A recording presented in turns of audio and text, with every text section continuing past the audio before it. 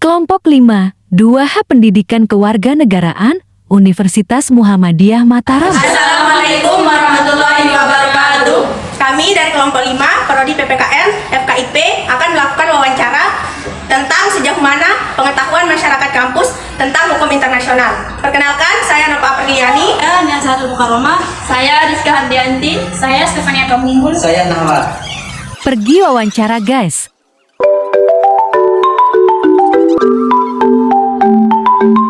Fakultas Hukum. Mumpung ada kakak di belakang, let's go, kita mari wawancari kakak. Ayo guys. Baiklah, ini kami dari KIP, yang menanyakan tentang masalah hukum internasional. Bagaimana sih pandangan kakak Arif itu tentang hukum internasional hari ini? Menurut saya itu hukum internasional sendiri adalah acuan dari aturan-aturan dari setiap negara agar kedepannya itu tidak ada negara yang nyeleneh entah mau semena-mena, agar lurus dari pandangan setiap negara, agar aturan dari setiap negara itu kondusif. Menurut saya seperti itu. Apakah pengakuan dari negara lain sangat penting bagi sebuah negara untuk menjadi subjek hukum internasional? Kalau menurut saya pribadi ya, penting. Mengapa begitu? Karena syarat terbentuknya suatu negara itu memang harus ada pengakuan negara lain begitu. Bagaimana kita bisa menjalankan hubungan diplomatik atau hubungan internasional jika kita tidak ada pengakuan dari negara lain? Sama siapa kita mau bekerja sama antar internasional begitu kan? Maka butuh kita ada pengakuan dari negara lain. Makanya dibentuknya PBB gitu kan, Syarikat untuk Perhimpunan Bangsa-Bangsa begitu. Itu sih kalau menurut saya. Menurut saya sendiri pentingnya pengakuan dari negara lain. Pertama, karena untuk bergabung di PBB sendiri itu harus negara itu resmi sebagai negara yang udah merdeka.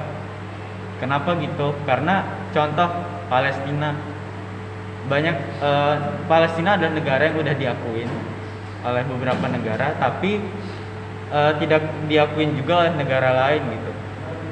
Kayak ada pro dan kontra masalah Palestina, sehingga ketika Israel mulai menyerang apa namanya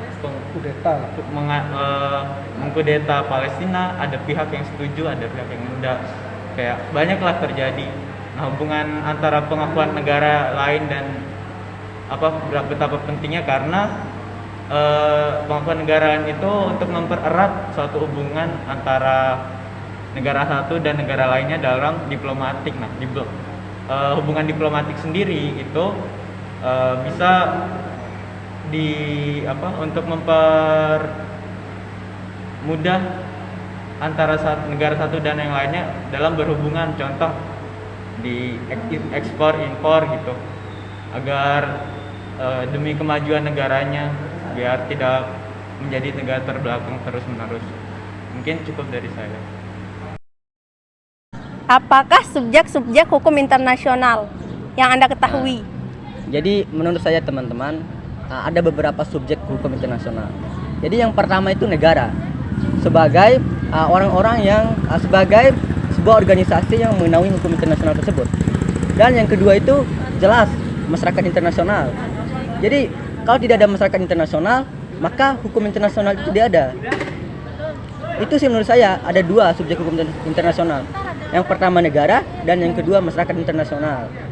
Jadi itu saja yang bisa saya bisa saya sampaikan. Menurut saya hukum internasional tersebut.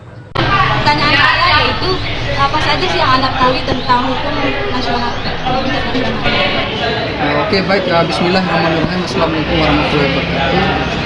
Saya atas nama Sudirman dari Fakultas Fisikol, jurusan Ilmu Pemerintahan. Saya akan menjawab kaitannya pertanyaan dari teman-teman PPKN tentang apa sih itu hukum-hukum internasional. Oke, baik, saya akan jawab. Jadi hukum-hukum internasional itu adalah hukum-hukum yang memang mengatur di skala internasional, di atas nasional. Segala macam aktivitas hukum-hukum nasional atau aktivitas nasional atau di berbagai negara-negara lain, misalnya Indonesia mungkin, itu diatur dan dikelola oleh hukum-hukum internasional. Sekiranya begitu.